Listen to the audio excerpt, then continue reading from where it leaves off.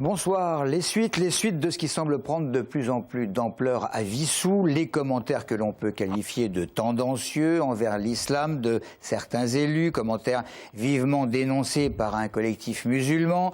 Georges Tron les trouve également inadmissibles. Le maire de Draveil, patron de l'UMP en Essonne, se dit horrifié par ce qu'il découvre. Georges Tron évoque Richard Trinquier, le maire de Wissous, qui, suite à ses articles dans les réseaux sociaux sur les dangers qu'il associe à l'islam, ne semble pas mettre le holà sur ce que cela a pu provoquer. Georges Tron, qui souhaite donc que l'édile se désolidarise de certains élus injurieux et violents dans leurs écrits. En cas de refus, eh bien, il semble que l'exclusion de Richard Trinquier de l'UMP pourrait être envisagée. Les personnels de l'hôpital sud-francilien se sont mobilisés toute la journée pour protester contre plusieurs mesures que souhaite mettre en place leur direction. À l'appel de 3 syndicats, les salariés grévistes dénoncent notamment la remise en cause des RTT, la suppression des repos compensateurs liés au travail les jours fériés et même les dimanches, et enfin le temps de repas qui ne serait plus intégré au temps de travail. Les explications de Maxime Lemaine. Ces salariés de l'hôpital sud-francilien ne supportent plus les mesures prises par leur direction dans le cadre du plan de retour à l'équilibre financier. On est pris en otage, on est dans un gouffre puisqu'on est de plus en plus en sous-effectif pour une charge de travail qui ne fait que s'accroître. On nous a enlevé au départ des RTT, on nous a supprimé l'heure de repas, maintenant on nous rallonge le temps du travail. Selon les syndicats, la goutte d'eau qui a fait déborder le vase, c'est l'annonce par la direction de ne plus compter dans le temps de travail la demi-heure de pause déjeuner. Les agents, aussi bien dans les soins, n'ont pas le temps déjà de déjeuner. Ils sont obligés de travailler en temps supplémentaire tous les jours. La santé est remise en cause, toute la fonction publique est remise en cause au travers des économies qu'on nous demande. On a ce qu'on appelle la tarification à l'activité aujourd'hui qui est en baisse d'année en année. On demande de plus en plus au personnel d'assurer, on est sur un business, on n'est plus sur une prise en charge de patients comme il se devrait.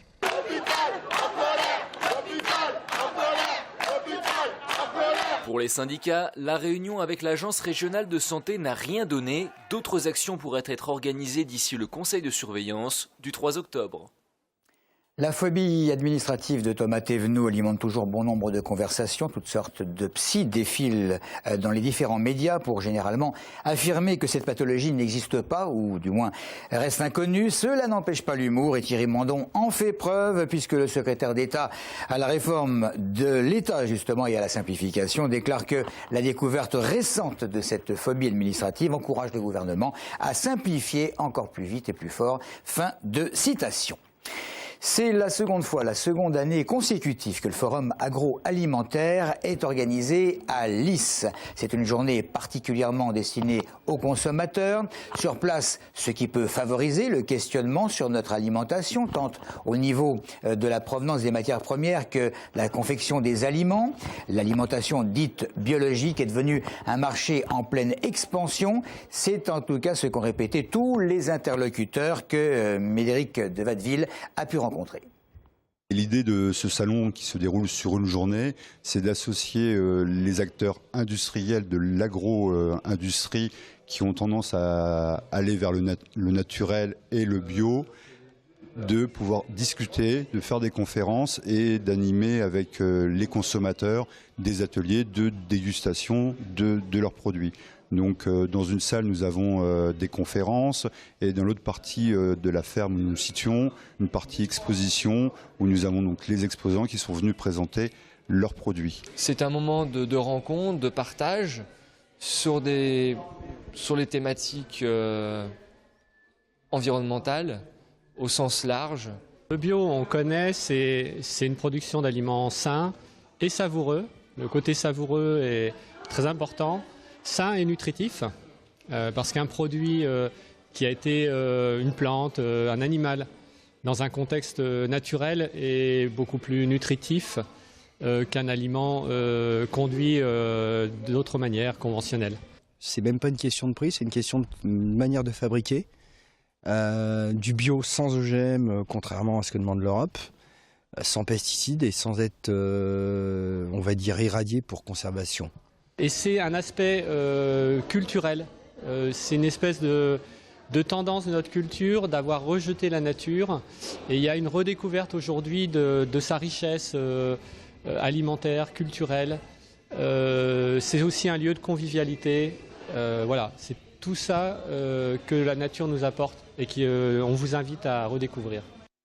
Le bio toujours, si je puis dire, coup de projecteur sur une entreprise essonnienne qui est l'une des rares sociétés au monde et la seule en Europe à développer un procédé de conversion de ressources renouvelables en hydrocarbures par fermentation. Il s'agit de Global Bioénergie qui est basé au Génopole. André Coll.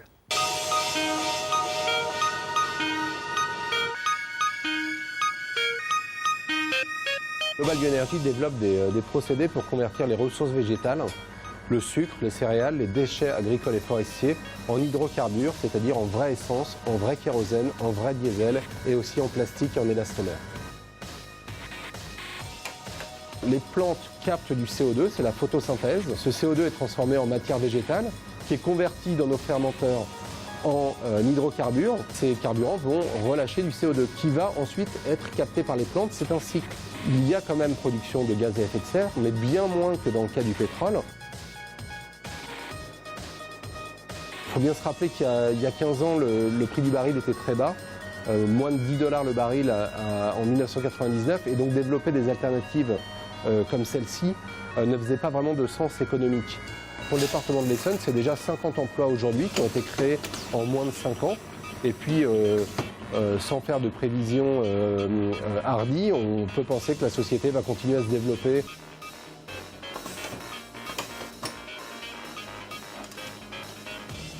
Maintenant, si on veut complètement remplacer le pétrole, là, il y a des équations qui commencent à vraiment changer de nature. Il faut trouver autre chose, et cette autre chose, c'est quoi? C'est les déchets agricoles, la paille par exemple. Tous ces déchets dont on ne fait pas grand-chose aujourd'hui, qui pourront être valorisés par des procédés tels que ceux-ci pour fabriquer des carburants et des plastiques.